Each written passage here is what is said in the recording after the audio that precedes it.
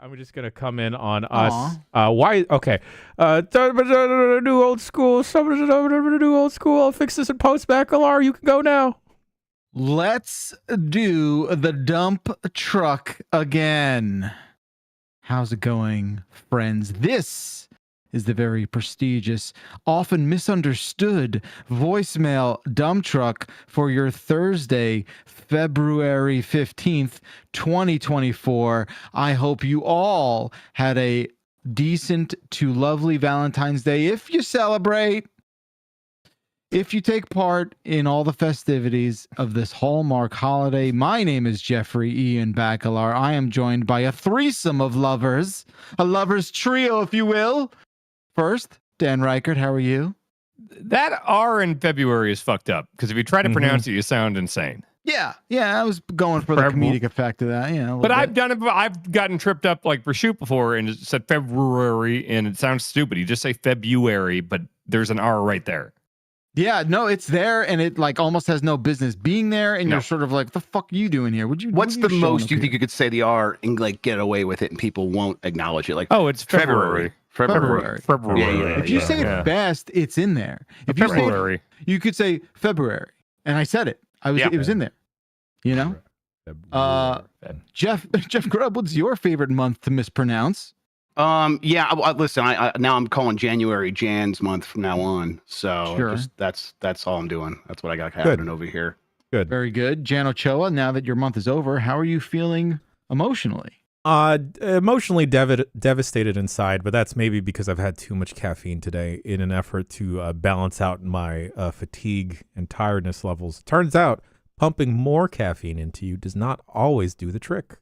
No, it doesn't always have the desired effect. I understand if like my normal state right now is kind of tired, what I am right now is my heart is beating too fast and I'm still tired. That sounds terrible. You can kind of feel your bones a little bit more than you should. Yeah. I don't have a pacemaker or of any sorts, but I can feel my heartbeat right now in my ears. Sorry, don't do that. I'm not going to tell you to stop drinking coffee. It's just like it's not trying to tell the sky to stop being blue. You know what I mean? It's not going to happen. Yeah. Anyone do some Valentine's Day bullshit? Yo, I talked about this earlier on Game S Mornings, but I fucking nailed Valentine's dinner this week. Good. Yo. That makes one of us. Oh, good. Tell me more. Yo, I had it timed to a T. I stole rosemary outside of this apartment building because they grew rosemary. I made all the fucking sides on time. I actually timed dinner for once, and like everything was relatively warm at the same time. It was great.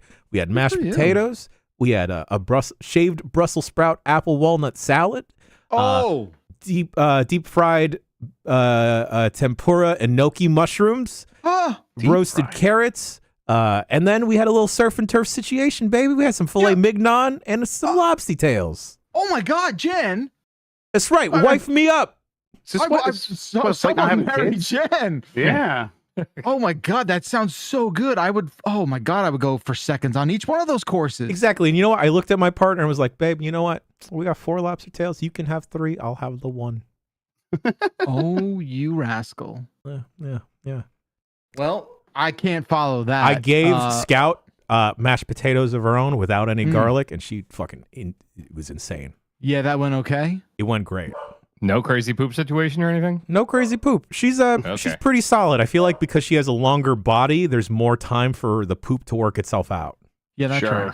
Mine are like if they're in the room with food that is not their normal specific food, they will just start shitting everywhere.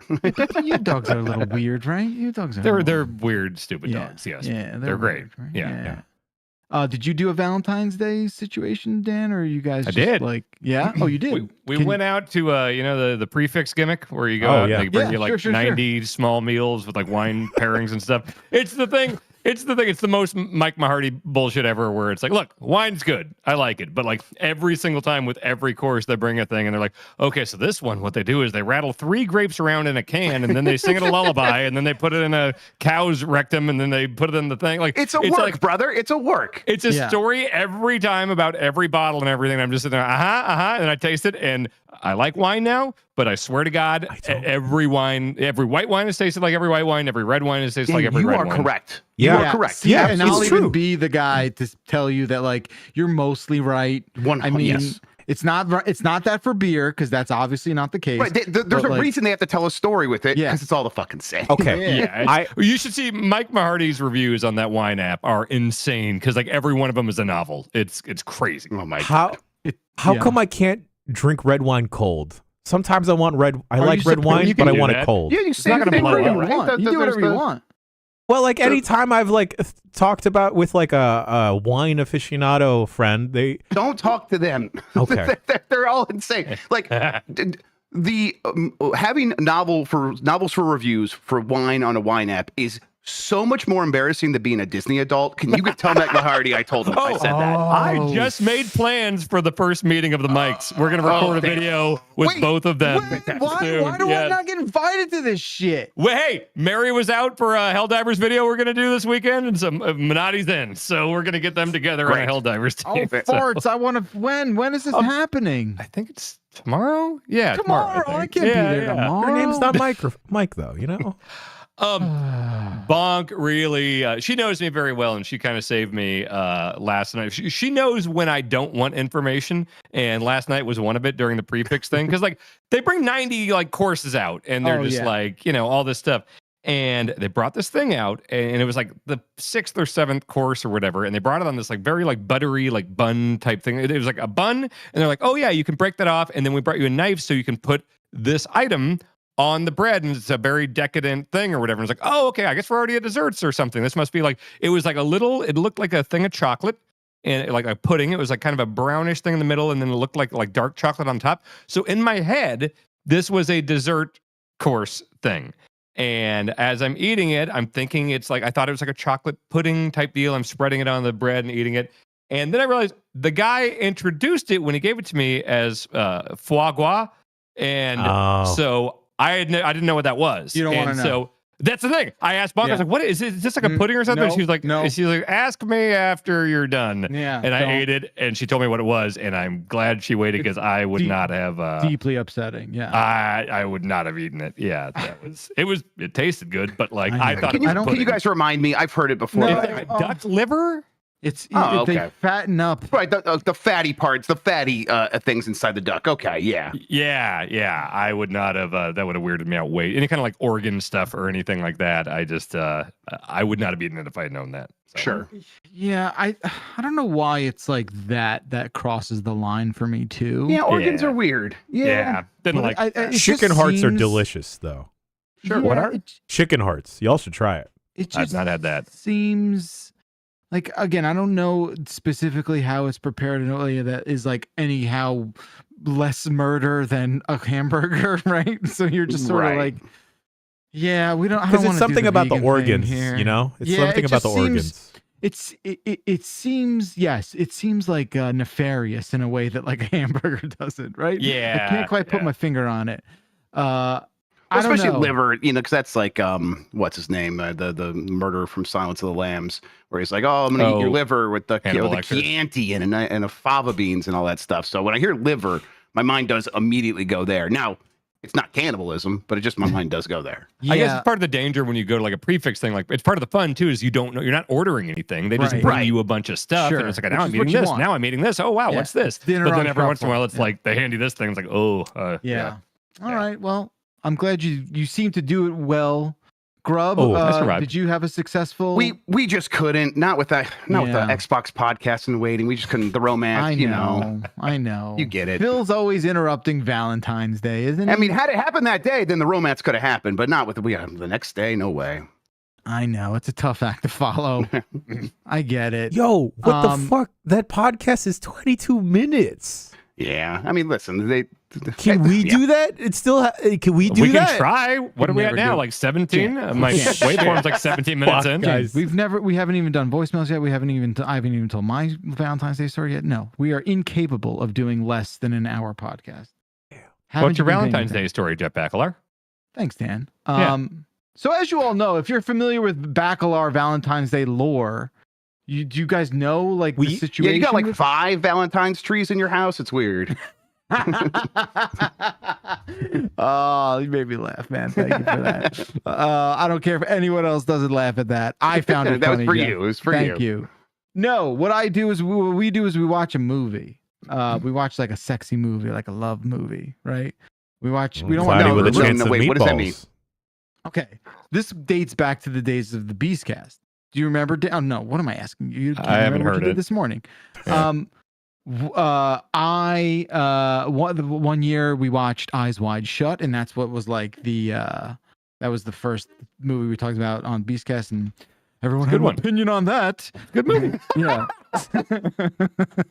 I think it's a good movie. Yeah. But I remember Abby like specifically being like, "You're watching a porno, basically," or something like that. And it's a Stanley Kubrick film. It's not a porno. It's his last movie, and it was all about orgies and cults. And then one year, and then since then, we've watched The Notebook. Okay. We watched what's the British one where it's just like a bunch Love of Actually? like yep. Monty Python. No. And then we watched the one with like Carell and Gosling. That's the best. That's the best one ever made. Yeah. Yeah. Emma Stone's in it. Yeah, it's really Crazy good. Stupid Love. Crazy Stupid Love. That's the best. That's the best romantic comedy ever made. It's a legit great movie. I think you're right. This year we had a plan, and we had to throw in some audibles, and I will talk about them right now. QB Halloween. Of course, everyone remembers that time where I like came to one of our shows and was like, "We gotta watch the Bull Durham trailer." Oh yeah, sure, yeah. The Bull Durham trailer is like the most unhinged, insane, It really was ass thing. The part that there's for people who weren't here, there's a part in the trailer where Susan Sarandon puts Kevin Costner's nipple in her mouth, and this is in the trailer. Is it like attached to him? Yeah. Okay. What do you mean? No. It's not like the Skittles or something. No, it's on like... his body. It's still on his body. Okay. It's yeah. I haven't seen Bull Durham. I don't know. Yeah. Jesus, there's a very different film you're describing. Yeah. Oh my God. So like Stacey had it in her mind. She's like, you know what? This will be funny because we'll just like laugh the whole time. It's like very 80s. It'll be very much time capsule. Let's just watch it. And fine. So I'm like, hey, you know what? Fine. How long can an 80s movie be? 70 minutes, right? Like, I'm okay with that. We find it, and it's like, sorry, not streaming anymore. And I'm like, oh, am I going to go like through the effort of getting it another way and do all that? And I'm like, no. Let's see what else is on. Then she goes, oh, let's watch 50 Shades of Grey. And I was like, okay. So we start that movie, and we made it 8 minutes in before we had to turn it off because too horny. Is the biggest piece of actual acted shit I've ever seen. We both were so revolted by that's how Don awful. Johnson's daughter you're talking about. Dakota Johnson is putting on a clinic in that movie. Like we did not believe any of the characters with such a passion that we were just like, I don't know if I could do this for 2 hours. Like, I don't think we could do this. Back alert. And I'll wait till you're done. And we had to actually stop it. There was not even anything horny, anything love, anything at all. We could not make it through the first 7, barely the title screen. Okay, That's how bad we got our next film in 40. I'm curious. Yeah. Okay. Bacalar, are you aware of how 50 Shades of Grey came to be? The book or the movie? Both, Yeah, I guess. No, I'm not. Oh, fantastic. It started out as a fan fiction of the Twilight series. Okay, that sounds familiar. Okay, that's pretty great. Even though they're not vampires doesn't at all. Christian Grey they changed it for 50 Shades of Grey so it would be legally distinct. So were they like shipping other people or something? And like it was pretty much supposed to be like Edward and Bella, but like, just so they can get fast forward to the banging. Right. Got it. Bacalar, have you seen Annette? No, I haven't seen that. Do you know what it's about? Yeah, I know what it's about. Can't watch it again. What is your description? What do you think Annette's about? Well, wait, I'm not done with the story. Okay, let's get back to Annette. Do I know what's? You know what? Let me walk that back, and we'll circle back around to it. Maybe I don't know exactly what Annette's about. I just know it's like Adam Driver and like talking baby or something. Okay, so let's put that on the shelf for a second. Let's spiritual come back successor. Go where you're going, and then let's come back. Let's put that back on the shelf. Okay. Yeah. I want you all to guess what middle aughts movie we wound up landing on that we just were like, you know what? I bet this is like a beautiful little time capsule of something around 20 or so years ago. Can you give us is it like a comedy or not a comedy? It's a comedy. It's meant to be, what's up? 50 First Dates. No, which is, I do love that movie, but no, that is not the one we want. Torque? What the fuck is Torque? That's Fast and Furious with motorcycles. Get the fuck out of here. I think it's actually, isn't it like a Shakespearean adaptation? I think, I don't know. Who Ice Cube's in it. Again, people in chat are kind of not understanding the exercise here. It's like a romantic inspired. Again, it's not about. I want to watch Torque real bad now, Dan. It's a lot. Motorcycle. Man, that's marketing right there. Just say Torque a couple times. So someone said 10 things I hate about. Someone said 10 things I hate about you, which is a great movie. But no, that we've seen that too many times. Neither of us had actually seen this film, so we decided to watch it. Okay, all right. Can we get if I give you one person in it, you're gonna get it. So Forgetting Sarah Marshall? Nope, but that's another one I really like. This one's this one's older. This is from like middle 2000s, the middle aughts. Okay. Rom-com. Big name. From Minority Report. Dan, again, you're not Eternal understanding. Sunshine of the Spotless Mind. Wonderful film, but no, we do not watch it. This is also 11. a comedy. This is like a rom-com, I think. Gone in 60 seconds. Troy. You guys are all. You guys are. Requiem for a Dream. Like, come on. I thought that was it. Movie. Too Fast, Too Furious. All right, someone did get it in chat. What is it? Serendipity? No, it's 2005. I think. Dukes of Hazzard. You watch Hitch. We only made it halfway through. we're watching. Not enough Will Smith hitting people for you. That's what you really need to watch these days. It does change things. Like going into this movie, Post we're just slap. like, man, this motherfucker had no idea what he was about to do in 18 years and just fucking completely torpedo his career. But yeah, that movie is something else. It is very much a product of its time, so much so that like one of the storylines is a person working for a newspaper. Is that the one with Kevin James? Yes. Kevin James. How did the Kevin James hit? I'm sorry. Like how did he go down? Like was it like a good Kevin James performance where you're like, yeah, this is that good Kevin James, or I mean, I can't really tell the difference between any of them. They're because it's only greatness, right? That's the King of Queens right there. I now pronounce you Chuck and Larry, the most romantic movie. It wasn't mall copying, but it was certainly like what you would expect from Kevin James. Again, we've only made it halfway through. Everything about it is absurd. They also like go jet skiing on the Hudson River, which is ill-advised. Like, I don't know who thought it was a good idea to like swim in that thing, but the way you said that made it sound like you guys are like gonna finish it tonight. Oh, we're gonna finish it tonight. Oh, okay. All right. Oh, yeah, hell yeah. Oh, hell yeah. We just got tired. It was like 11:45. I was like, I'm going to bed. Like, hey, you don't start a movie at 11:45. No, we start. Well, we had a couple delays in the landing there, so we had to push back. But Beckler, yeah, you guys like the movies? Can you sent me to Fargo and I obliged. Can I give you an assignment before the next voicemail dump truck? Is it? Do I have to go anywhere? No. Can you and Stacy watch Annette?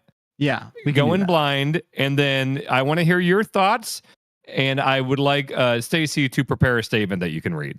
Okay. Or if she wants to come on and give her book report on Annette, it's an experience every time for the first time. I'll never forget watching it for the first time with Bonk and us just looking at each other every 10 minutes or so, just like, oh boy, okay, now this is happening. I would love to hear the Bachelar's take on Annette. You got it. I can arrange it. No problem. Right. I'm very excited about that. Yeah, we can easily do. We got another one. No one spoil Annette for Bachelar. No. Yeah, don't spoil it. Spoil it. So say what you think it is. I think it's like I have the idea of like a baby talking and like Adam Driver like yelling at it. That's all I have in my mind. I mean, you're like 15%, I'd say. Okay. More Jeff, than I thought I'd be. Okay. It's romantic. They love each other very much. Oh, they love each other very much. Jeff, you've already said too much. Just off your phone, record like the initial expectations with you and Stace. Yeah. Watch the movie, then immediate reactions as soon as the credit hits, credits hit, and then like on a 5-star like, scale. Or even take like an intermission halfway through and be like, oh my God, what is happening in this movie? And then also one at the end because it will change yet again. Have Stacy send in 3 voicemails to the dump truck. 1 pre, 1 mid, and 1 post. Immediately post and have her send the voicemails in and we can play them. All right, I'm writing all this down. Yes.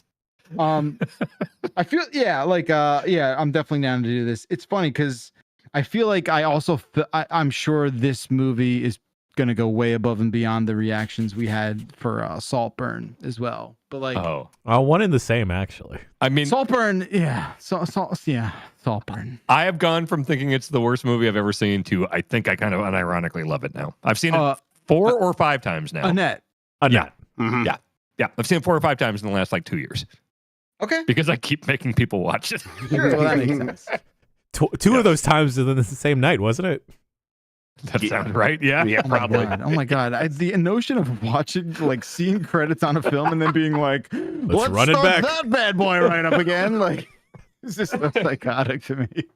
Okay. I look forward to it. Anyway, if you could not tell, this is a call-in show. 707 exit flu is the phone number. We listen to voicemails and we react to what you have to say in the voicemail. That's how this podcast works. That's the only thing we do on this podcast. It just takes us 30 minutes to get there. I'm excited to watch that movie, you guys. I'm not gonna lie. I'm very excited. All right, we're gonna start things off with Dan Reichert. Old, fat, and tired. What's up, dumpers? I had such a good question for you guys. I remember I was thinking about just dumb bullshit. I was like, oh, fuck, I gotta go call the dump truck. But I was in the middle of being a dad and doing dad shit. I was like, I'll fucking get to it later. And then I realized I'm old, fat, and tired and just fell asleep. And it's 2 days later, and I just remembered, oh, fuck, I have a really good thing for the dump truck. And now I can't remember what it is. I'm sorry. But I just want you to know, I was thinking about you guys, and I love you. Love you too. I can empathize. Yeah. Oh yeah. That happens every day of my life. Yeah. Just know that gets better. Okay. It's a lot better. Don't lie, man. Okay, yeah. Don't lie to me. All right. You get younger, thinner, and more awake. Hell yeah, sweet. I don't know kids about that cause this. me brain damage. So yeah. I don't have that excuse. These past 2 weeks, and y'all can warn me about this. I think I'm 32. I don't remember how old I am. Oh, fuck, it's happening already. It's happening. Okay. I will just like lay in bed and then I'll fall the fuck asleep and then it's like 9:30 and I'll just be upset with myself and then I'll wake up and I'm not even well rested. What's going on? Wait, you're getting like 9:30 a.m. like you slept through the night? No. Like I'll like lay in bed at 9:30 p.m. because like my partner goes to bed relatively early. I'll just like sit there with her and be like, all right, I'm going to go leave halfway through and go play video games and go do miscellaneous chores. I don't fucking wake up to play video games and do miscellaneous chores. Well, that's the problem there, Jan, because you're kind of telling your body that you're going to bed. You know? You're tricking yourself, yeah. You're tricking yourself. And you're basically getting into bed. You're working yourself into a sleep shoot is what you're doing. Yeah. Wow. Come on, okay, now it makes sense. Okay, thank you. Now it makes sense to me. Okay. Yeah. And you're convincing your body that like this is Betty by time and you're laying with your intention of getting up, but your body's not prepared for that. You're all cozy and comfy, you know? Okay. That's free advice. The next tip is going to cost you. All right. You know? I'll save my coupons. Man, getting old sucks. What do you want me to getting old's terrible. It's terrible. Everything hurts and you're forgetting shit. I don't know what to tell you. The only thing you could really have any control over is the fatness part, I think. Maybe a little bit of control. That's all I can say. What's your excuse, Dan? I'm just getting old, my brain's not working as good. That's it. You guys like try to do anything to like stem the flow of time? Like I like work out, but I like aside from drinking stem cells. Yeah, like that. Like, do you guys like ever glance over at the nootropic people? Because I'm like, you guys seem real weird. I don't want to go down that road, but also I don't want to feel old and stupid anymore. So I'm like, maybe something could work. Well, what is the definition of, like, I see nootropic pop up a lot if I'm like looking up like, oh, this is a thing people are talking about with anxiety, where there's ashwagandha or something, and I'll look it up and it's always like some Reddit / nootropics, and I don't know what that name is, you know? I mean, honestly, I think it's just like brain stuff is how I read it, but I honestly don't know either. Non-doctor brain stuff. One of the first time I've ever had someone say the words nootropics to me in person was in Singapore, and it was the guy that played First Kid in the movie First Kid. Oh, hell yeah. And he's like, he says, I'm like way into nootropics right now. And I nodded, and like I was in a car, so I couldn't go away. But if I could have, I would have walked away at that point. So yeah. Nootropics sounds like a fake prop drug in a sci-fi movie. Yeah. Yeah, I think that's what they're going for. It sounds like what they're going for with that. Yeah. You know, all the cyber kids are hooked on nootropics. You know, that's. I think it's less trying to like find things to kind of, you know, keep the age from hitting you, and more just adjusting the things you've always done to make yourself not as destroyed by them. So it's like, you know, like for me, it's with drinking. It's drinking slower. It's, you know, drinking more water. It's, you know, knowing when to kind of like, you know, back off a couple before and stuff like that. Like those things, because like as you get older, that stuff just hits you so much harder, and you just have to adjust. So it's more adjusting to the new realities of your age, and less like, I got to introduce this new thing to stop aging. Like that doesn't work. Yeah, I don't like thinking about it too much, but it's kind of depressing. You really think about just dying and like what that's going to be like Jesus all the time? That's going to be fucking crazy, right? Next caller. That makes me deeply uncomfortable. It's crazy. No you guys one knows ever think about the impermanence of life? It's got to be just like before you die or before you were alive, right? I can't imagine just not being around. That's weird. Do you remember 1979? Well, no, but again, like, then you won't remember 2130 either. When I die, the world's going to be just like 1979 again. Fantastic. I don't know. I hate it. Everywhere. Anyway, Grub, please help us. Next voicemail. Yeah, 50 shrimp, please. Oh, geez. What up, Brad in Arizona? Bacalar, you are an insane person. 50 shrimp is more than 20 Cheddar Bay biscuits. You're going to put that much bread in your face and let that swell up in your stomach? I will bet you literally any dollar amount that you are willing to put on the line that you and I could stand opposite one another and I could eat 50 cocktail shrimp with sauce, and you wouldn't even be able to finish your 20 Cheddar Bay biscuits, let alone do it faster than eat 50 shrimp. Are you kidding me? Love you. Guess we got our PAX panel now. Yeah. Gotta shoot hot, but I agree. I don't like hearing it back like that. I'm like, I don't remember being like, that is an eating competition that should be had. No, I think that's what it sounded like last week. Yeah. Is it? Oh no. Okay. You gonna back down, or you gonna let this caller take you like this? I think this is your show, Jeff. Yeah, come on, man. I think I was positioning it. No, again, it's not. There's no. First of all, there's no way to know what I said last week. Right. It's impossible. It's impossible. Number two. Now thinking about it, it makes sense. I think if I'm thinking about it new again, and usually I would have the same thought, right? If you approach it again, right? I think 20 Cheddar Bay biscuits, like, was it 20 or was it 10? It wasn't 10? I think the caller said 20. The original Cheddar Bay biscuit boy. Because it's impossible for me to be like, 20 is an easy thing to eat. Maybe I was just thinking about the caloric intent. Know what? I think that's what it was. I think we looked up the calories and we're like, oh, that's not that bad. Right. It's less than because it was like 100 or so calories per biscuit. And I think that's what really? It is. That's it? Yeah, we looked it up.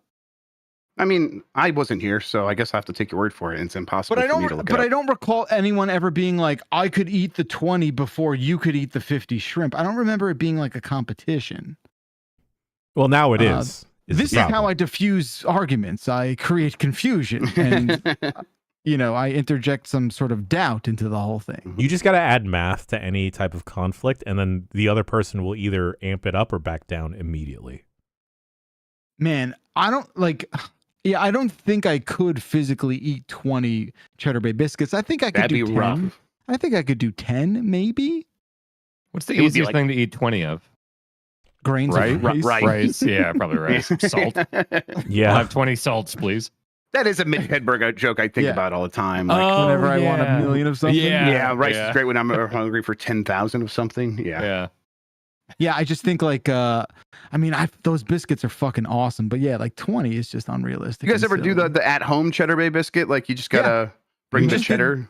We did the other day for my mom's 70th. We had a whole lobster meal. Great. They here. come out great. They taste just like the restaurant. Oh, it's like clones, perfect clones. It's really good stuff. Yeah. 50 shrimp though to me is just like, I don't know, that's like a scary amount of shrimp. I think I was also leaning into the fact that 50 shrimp, the concept of 50 shrimp is crazier to me than the concept of 20 biscuits. Just like, but shrimp are teensy though. Yeah, I'm talking about those big Larrys, those big boys. If you're talking about the biggest jumbo shrimp, I see what you mean, but like a cocktail, like when you have like the cocktail thing and it's like, 50 shrimp in a circle. In a ring. Like finishing the whole ring. And it's like clearly an appetizer. It's like at a certain point, it's like if this was my dinner and I had to sit down and eat this, I would probably end up eating like 30 of them at least. Would you really now? You would eat 30 if it was shrimp? dinner. If it was dinner. If it's like, this is my dinner tonight, not some appetizer, I'm not having other food. The ones that come in like the martini glass, you ever have one of those fat Larrys? Those like real big boys? Those are bigger than the ring ones. Yes, they are. Yeah. What is it about popcorn shrimp that makes it seem less crazy? They're barely shrimp. They're like larger. They're tiny. Shrimp. I bet they're not even shrimp. I bet they're like some other bullshit like probably chopped bottom shrimp. feeding. And they're incredibly covered in a ton of fried goo. So yeah, it doesn't even register on the seafood scale, I feel like.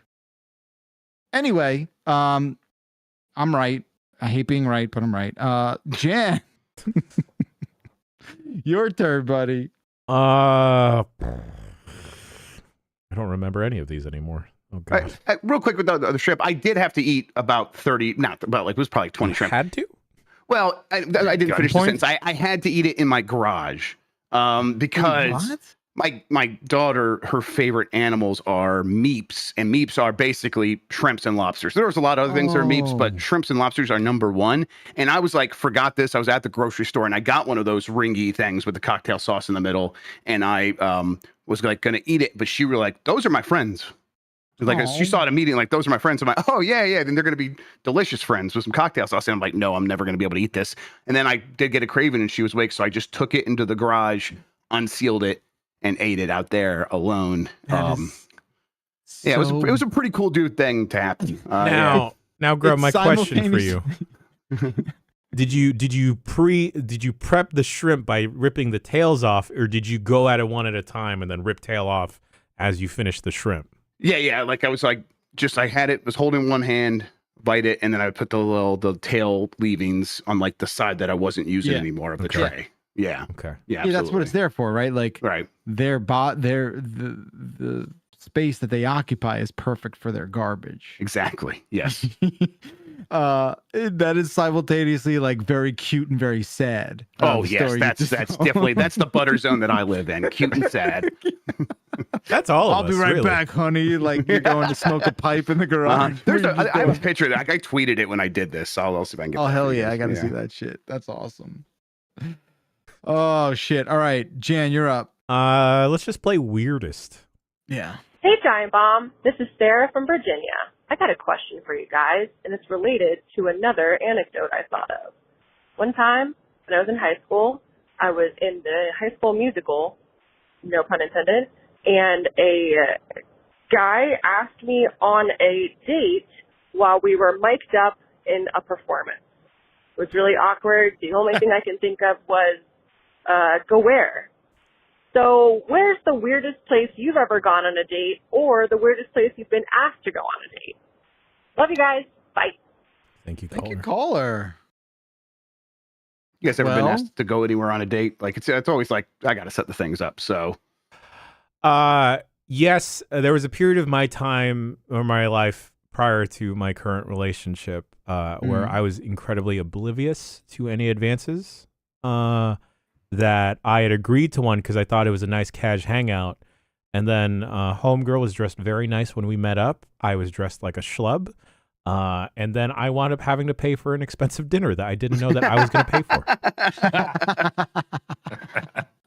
Hell yeah. That's awesome. Hell Okay. yeah. All right. Okay. Now, you know what? I got to go back and ask if this was like no, it's a date. It was just, I didn't realize it was a date. It wound up being a lunch at like a seaside, like little fishery area. And then we went and got novelty boba where they put cotton candy on top. So the straw was a really long straw and it went through the cotton candy to get to the boba. In both places, I paid for the meal and the drinks. And then we got ice cream. And then I think the whole time I was thinking like, do you want to call up so-and-so or blah, blah, blah to hang out with us? No, just you and me? Oh, okay, chill. And then I guess I'd still continue to not realize that it was a date because homegirl was then like, oh, Jan, let's take a photo, you and me. And then like I held the phone up and then like she puts her head on my shoulder and I'm like, what are you doing? What's going on here? Didn't realize Jan, I need to check something real quick. You were prom king, right? Yeah. Yeah, that sounds right. That sounds right. I was okay. When you know that. Yeah. Here's the thing, though. I was not a jock. I was a theater kid. I just give off vibe. So you won. Okay. All right. Fine. I just gave off the vibe that I knew what I was talking about and confident. In reality, it's just a mess. Dude, tell your story. Share the tale with other would-be prom kings and queens. So did you like when you realized it was a date that night? I guess did that happen during that night? Did you realize it was no. Okay. This happened later? I didn't realize until months later when through the grapevine, friend of a friend was like, so I heard you and so went on a date. What was that like? I'm like, what? How old were you? 25. Okay. That falls in the cone of forgiveness. Oh, sure. Yeah, you're barely a human being at that point. Yeah. Yeah, okay. All the weird date stories are all like under 21 for me, for sure. Yeah, I definitely. When I was much younger, it would have been like 8th grade, 9th grade. It would be like, oh, this girl has decided that you're going on a date. That happened a couple times, and that was weird. It's like, oh, okay. And then it's like, I didn't call her because I'm like, I wasn't in on this. And then she's like, well, I have to break up with you next. You never hang out with me. I'm like, what the fuck are you talking about? I'm going to go play my Nintendo. Leave me alone. She was cute, though. I love that. Dan, what about you? You got any stories, bud? I mean, mine was probably the only, date I went on before college. And I was 14, and the girl in my theater class liked me and asked me out. And we went to go see What Dreams May Come, the Robin Williams movie about him dying and going to hell and heaven and stuff.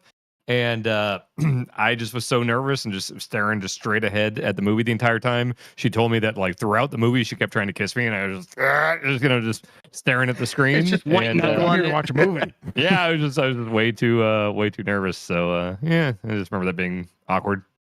I'm doing the mental calculus now of any time I think I've wound up in the same situation that I was when I was 25 that I just spoke about.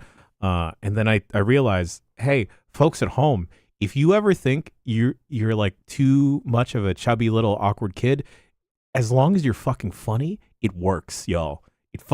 Being funny and making people laugh, it goes the fucking distance. I think it goes the furthest. Mm-hmm. Yeah. That's how I've gone this far, y'all. Mm-hmm. Zachy in chat says a girl asked him out on Picto Chat. Hell yeah. That rules. Yeah. All right. Not for gay guys? Are you really? I gotta, take your word for it. Anecdotally, I've heard conflicting stories anecdotally, but hey, fuck do I know? Okay. All right, my turn. Alcohol.mp3. Hey, this is Nathan from Tumwater, Washington. How long do you think you could go without alcohol? I could go the rest of my life. Yeah, the rest of my life. Indefinitely. Like what? Like how long you go? Like physically? Like of course. Like it's not. Obviously. Yeah. Maybe this is a test to see if we're like addicted. Okay. Oh, is this a wellness check? Oh, thank you. Is that what? Well, he's checking in on us. Well, yeah. It's the thing that's tough is like I will a few times a year have like a night that I have too much, and to where like the next day is such a like critical, crazy panic attack filled day that I tell myself like, okay, need to take a break here or whatever, and like I'll take a month or something like that. But the hard part about it for me isn't the like not having the alcohol. It's the like all the social stuff. Like I'm very social. I like having people over all the time. I like going out and doing things and seeing things and all that stuff. And I do just associate going out and doing stuff and being social with having some drinks and getting loose and stuff. So like that's the thing. It's never like, I guess I've never had that like physical craving, like I need something right now. It's just like, well, I'm going to a wrestling event or I'm having a bunch of people over for the Royal Rumble. Of course I'm gonna get a keg or get some drinks. Well, then let's go along those same lines then. So we if we had to, we all could go for the rest of our lives without alcohol. How long do you think you could go without like going out to dinner, like going out to a restaurant? Like how long do you think you'd go? Would you throw in like going out, like social bar nights and stuff like that? Yeah, like just going out? Yeah, going out. Yeah, sure. Actually, that's pretty tough. Yes, going out. Just clarify the question here. Are you talking about how long could I go without just going out to dinner? Going out to dinner, going out to drink with friends. Yes. Oh, so is this a drinking thing or is this a dinner thing? Like having a night out. How long could you go without having a night out? Well, we all had the experience of like early pandemic, and I remember thinking that like if you would have asked me this pre-pandemic, I would have been like, oh, I'd go nuts in a few weeks if I couldn't go out and do stuff and socialize. But then like those early months of the pandemic, we pretty much locked down, didn't go out, and we were in a 1-bedroom apartment, just for months, and honestly, I had to just adjust. I wasn't like cabin fever crawling out of my skin or anything like that. So same. Yeah, probably a while. Going out to dinner is like one of my favorite things to do. So from that perspective, like not very long. I really enjoy having like a genuine 3-hour dinner with like 8 people, 6 to 8 people. 4 to 8 people, and just like really making a freaking moment out of it. Like that's fun. Yeah, that is old man bullshit. I'm aware. Drinks. Yeah. But like you're drinking, awesome. You're having fun. Maybe you don't have to drink. Maybe you smoke a little bit, or you do nothing. Whatever it is, whatever you like. All right, Bacalar, in that instance where you're going to dinner with like 4 to 8 people, how is the seating situated? Like, do you sit next to Stace, across from Stace? Or does you and Stace like separate to go with a different friend divide groups? and conquer? Yeah. That used to bother me a great deal, which is why I really preferred round tables for a very long time. Sure. But round tables, you're so much distance between some people though. Agreed, but no one's alone, right? If you're sitting in a booth or you're sitting in a rectangular table, someone could be alienated, and you never want that to happen. Yeah, I think about this a lot, right? I just think about this a lot. And, I used to be such a weirdo about it where I'd be like, oh, is that our table? That's where they're putting us. Okay, what's the move? Am I a middle guy? Am I a head of the table guy? Like, where do I go? What do I do? And you just kind of have to like let the chips fall where they may. If you can get a round table and do an audible at the last minute, I recommend that. Like I said, everyone can talk to each other. To your question of like splitting up with Stace, it depends. It depends. If the other people want to do that, want to separate like guys and girls, that happens a lot. I see that happen a lot. I'll oblige. I'm fine. But we don't have any strict like rules. There won't be a situation where one of us is like, oh, you don't want to sit next to me? It's never like that.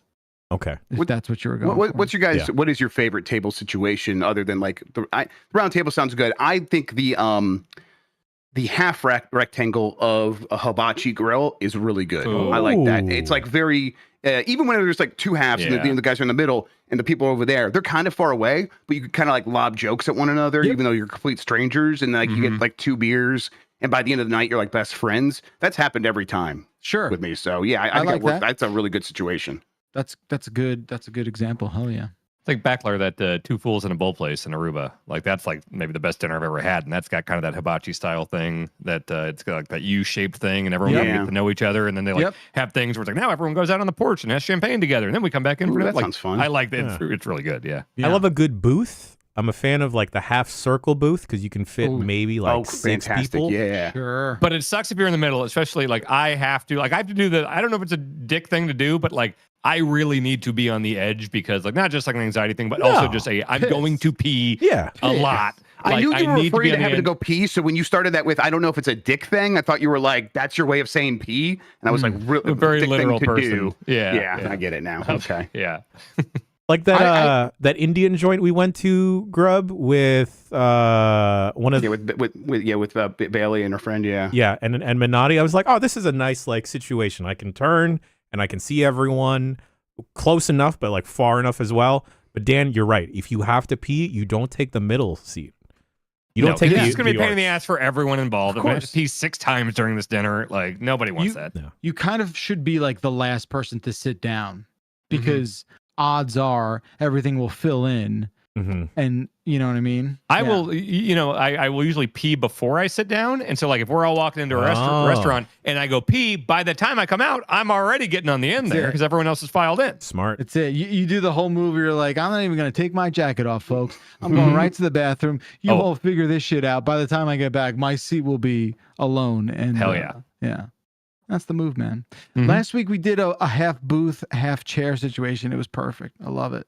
You know, that's good. I like that. Yeah.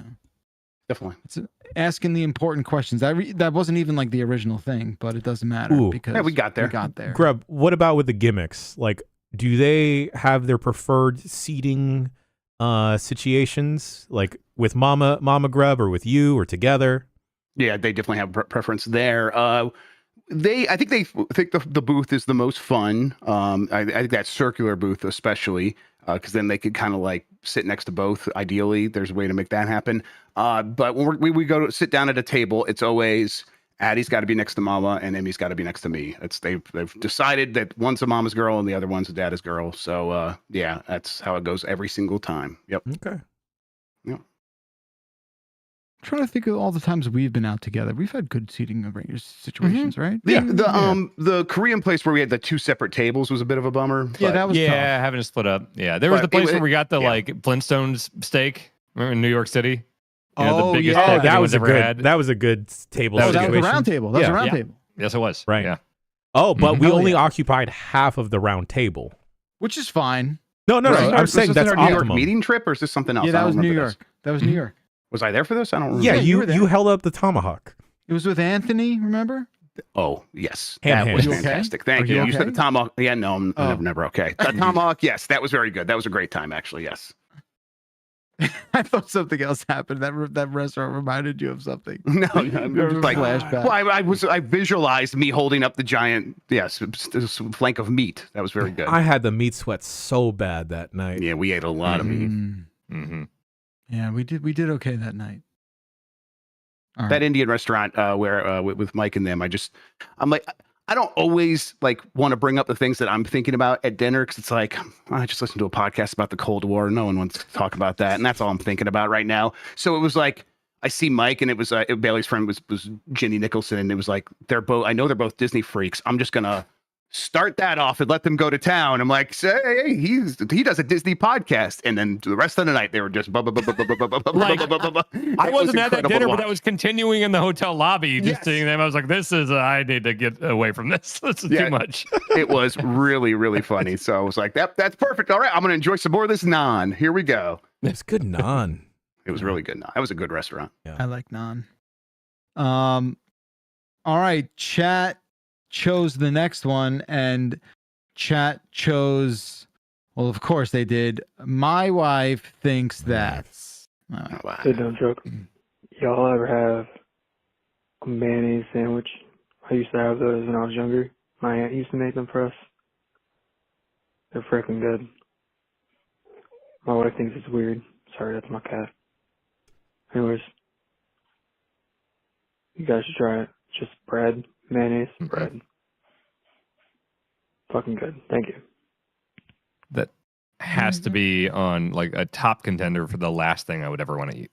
It's just, I mean, even though you have had mayo now and it does not bother you. I think I've tried. I don't remember the context. No, seriously. I don't like. Okay, well, technically, I know the like Popeye's spicy chicken sandwich, which is my favorite fast food item of all time now. It is technically a spicy mayo.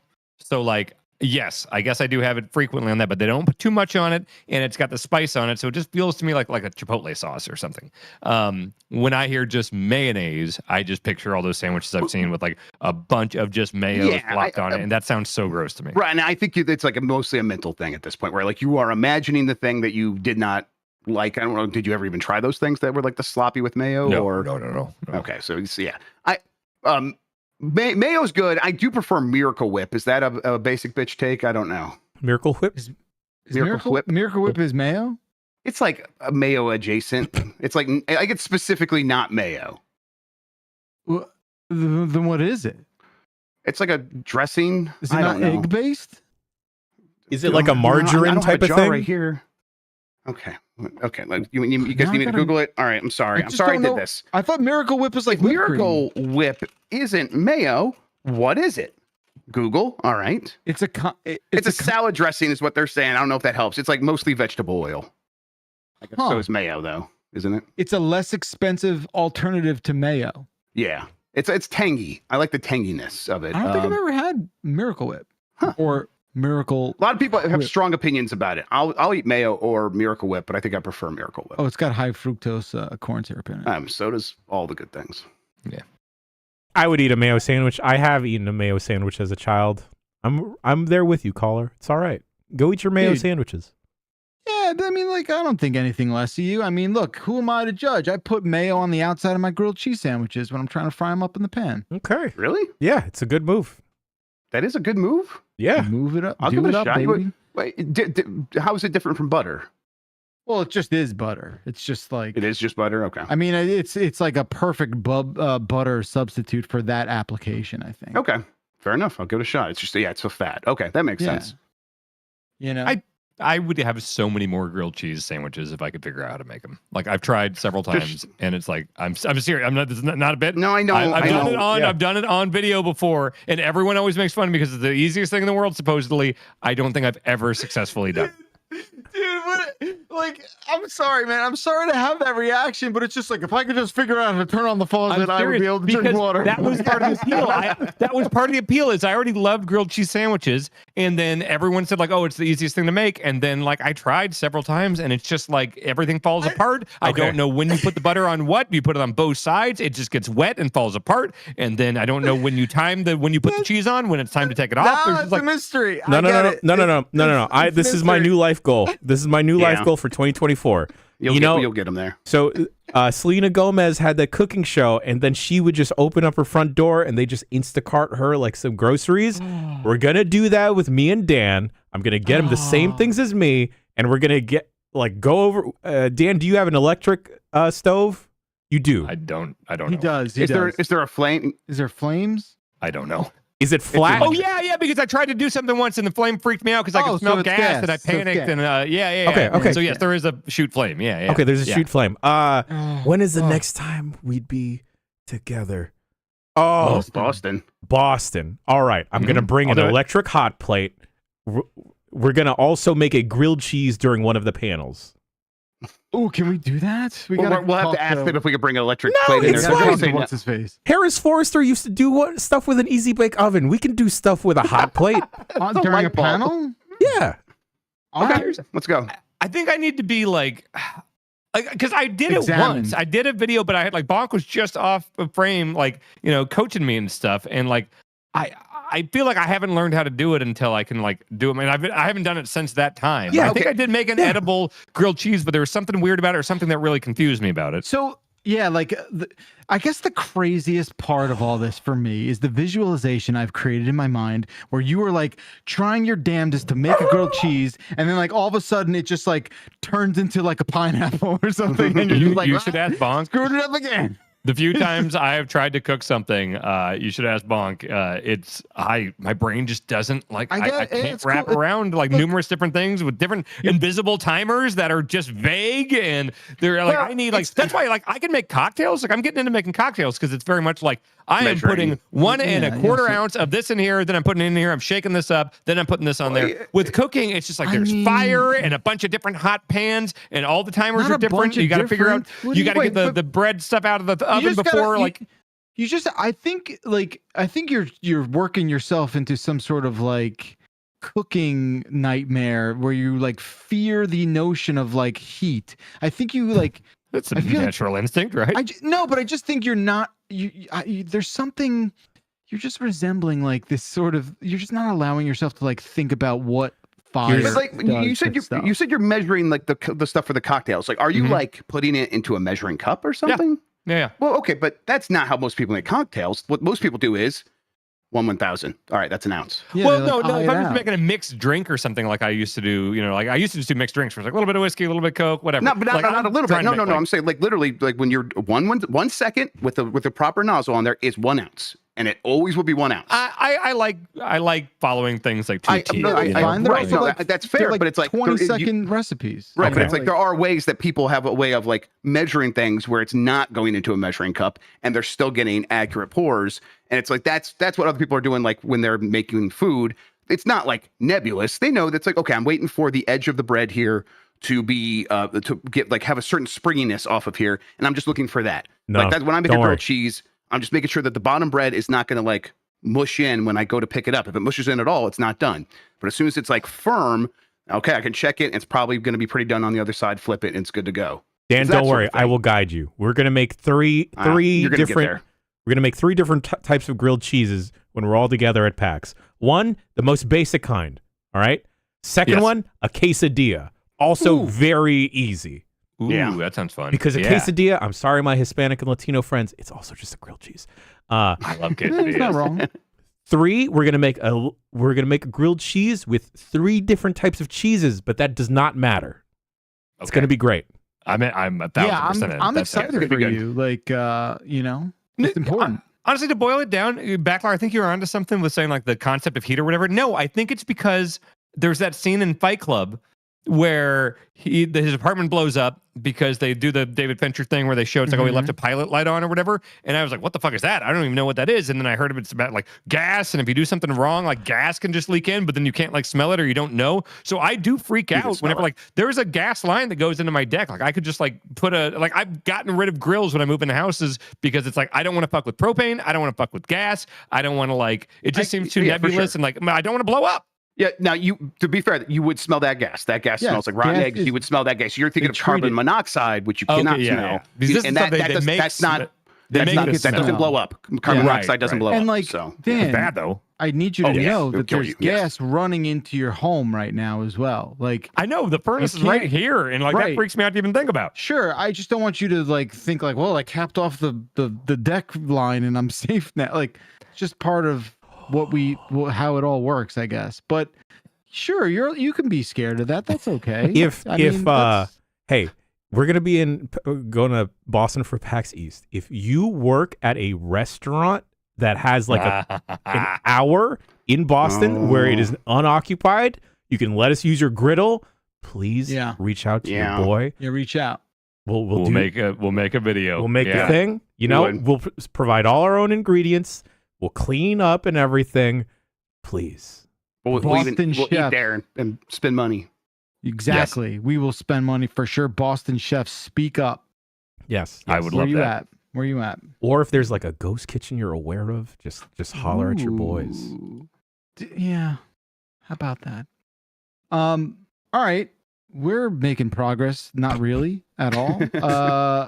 We're almost out of time. We'll do like maybe 1 or 2 more here. Well, should we just do all the rollouts? Yeah, let's just do that and call it a day. I like that. Okay. You dumbasses missed the easiest one. A Transformers movie with the song Roll Out. Roll out. Roll out. Roll out. Ah. Is that Sean? Dan, also, you are some kind of weird, brilliant, smart idiot. I don't understand. You are an anomaly. Yeah. And I love you all. Huh. He's right. Nice compliment coming out of nowhere there. I like that. All right. Yeah. Rollout 2. Oh, Grub, to catch you up, this was like, we were talking about how they put Nuck If You Buck in the Knuckles trailer. Right. Fair. Okay. And that was an inspired choice. Exactly. So the question was, what 2000s hip hop song would you put as a Sad Bastard trailer? Anyway, Rollout 2. Great. Hey guys, I'm really sorry for yelling at you about Rollout and the Autobot. But I'm going home now to eat some Cheddar Bay biscuits that my wife is making with the box that we got from Costco. So what's something that a bunch of idiots on the internet convinced you that you needed, and then you went and got that thing and loved it? Bye. Oh, Dan's leaving his Dan's actually desk. going to get it. Oh, it's off his okay. wall. It's All right. Oh, yeah. I see that. Yeah. Tell Wario 64 posted about a promo code for Walgreens 8x10s, and so I drove to Walgreens and had them print an 8x10 of Quan Chi, which I now have framed on my wall. It's beautiful. It's beautiful. That's that. It's perfect. Yeah. Yes. No notes. Pretty great. Yeah, I mean, perfection. Usually convince myself to do the dumb shit. Usually that's how it works. The TikTok store's gotten me a couple times, but I've never loved anything I received, though. That's the problem on the other side of that question there. It's just like QVC. Yeah, it's like QVC. Yeah, I got an $8 Chinese handheld, and it was the worst one I got. It was $8. What was I expecting? I blame Will Smith partially for majority of my early equipment when it comes to the coffee hobby. Sure. Yeah. Those early days of Tested. God damn that motherfucker. Yep. Jeez. Yeah, I mean it. I've told him this multiple times. I hate that guy. I don't think I have an answer to this one, you guys. You can't be convinced by the internet, I don't think, Jeff Bakalar. I think if the internet got excited for you to get something or was, so I think you'd be like, I don't trust it. Yeah, I mean, I definitely think the internet has been an enabler for sure. For a lot of stuff. Right, for things you're already into, though. Exactly. Yeah. Yeah. I did buy like a JoJo's statue, but that was like me doing that. Like that wasn't like, that wasn't someone being like, yo, look, they got a JoJo thing. Don't you want that?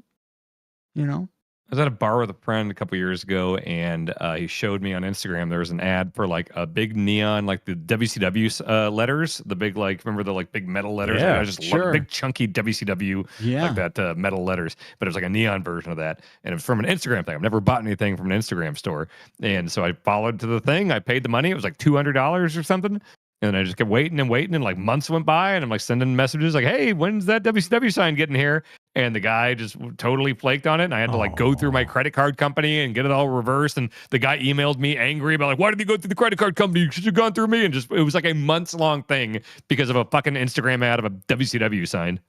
Oh, man. That's a bummer. So, do you ever tell Paul Reichert that? Because I feel like he really trusts buying things online. Oh, he does eBay, right? So how does he feel about shopping online? Because I think my mom's still like... He won't do it. Okay, he won't. All right. No, he goes... Never first of all, he doesn't buy anything. Right. Second of all, if he needs something, he will drive to the store. Like, he never gets anything. Yeah. Okay, yeah. It's cool, I'm still shocked, when, my parents are like, Amazon? What's that? I'm like, oh, okay. Never mind. Yeah, that's it is unforgivable in a lot of ways. Yeah. Like, my dad, oh my God, well, can you get me this? I'm just like, you live an hour from me. I guess you don't need this right away. Is that what you're saying? Yeah. Yeah, I guess I saw someone in chat say that I'm the one influencing people to buy stuff, and that's probably more correct than the other way around. Folks at home, let us know what you've bought because of us, please. Yeah. How many pinball machines have you bought? How many scans out of old Prima guides have you? How many cases of Spindrift have you bought? Because we wouldn't shut up about it for a solid month. Yeah, we actually got to tell us on Twitter and at Spindrift. Yes. That actually would go a long way. So please do that work for us. Appreciate it. Thank you. Joggers. People got the joggers. A lot of people got those joggers. Yes. Backlash. I'm wearing them right now. This is on the internet. This is on Facebook Marketplace. Do you know anything about this Mario pinball machine? Yeah, I know that game. Yeah. Okay, they've got it on sale, and I look at it all the time. I just don't know. It seems to be in very good condition. I don't know if it's going to actually focus, but I think it's from early '90s, right? Yeah, and it's Mario and good condition and stuff. You're trying to sell it for $7,000. No, that's too much. Okay, all right, it seemed too much. Yeah. I also I've played that game a bunch. I don't know if you have. It's not a particularly good game. It would be. I'm not like a pinball aficionado. It'd be more like I'm a Mario guy, and I need a cool piece of Mario memorabilia to have. Yeah, that. I mean, if the price was $2,000, I'd say let's have a look at it. Okay, but $7 is gross. A lot. Yeah. Okay. Unless it's brand new somehow. All right. We got one more here, right? Roll out 3. This is from a different caller. Okay, so Billy Hatcher and the Giant Egg movie with Shaky Tail Feather, or a Katamari movie with Rollout by Ludacris. Sure. Of course. Yeah. Hey, love you, bye.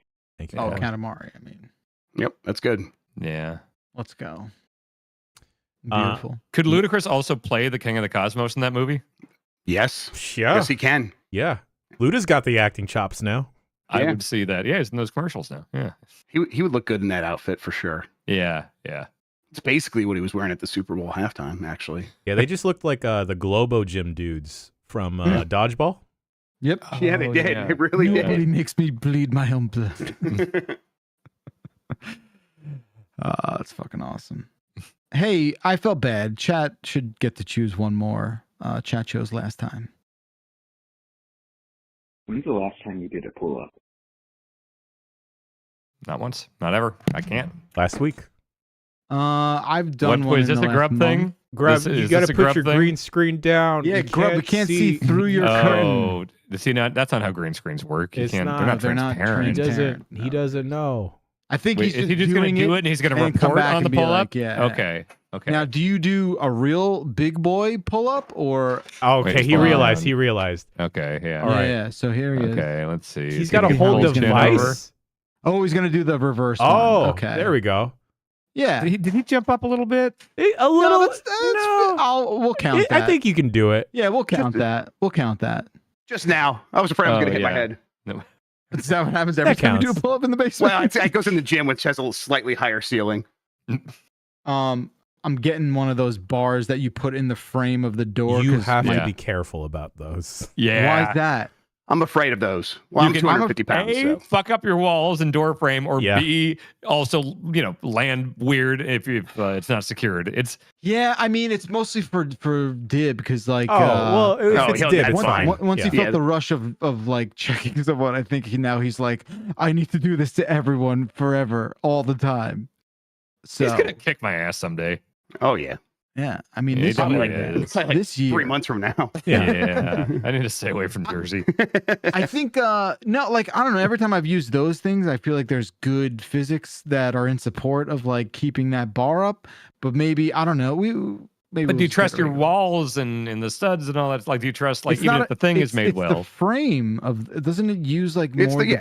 It's So the it- frame of the door. Yeah, it like all the weight is going on the molding The frame. molding of Yeah. the door, right? And it's like, yeah, I imagine like that could like chip away a little bit and like give. Sure. But So we'll but again, put it I'm on, like, the 250 pounds. inside. So You know, we'll Yes. put it on the inside. maybe. the- if it's for dib, it'll totally Yeah. hold. Yeah, he's barely 65 pounds. Yeah, Yeah, for you're gonna be dib it's fine. But Bacalar, if you ever try it, you got to watch your form coming down because going up, you'll be able to like pull yourself up fine, but like lowering yourself, you might be a little too shaky that you could I accidentally don't bump wanna it do loose. that.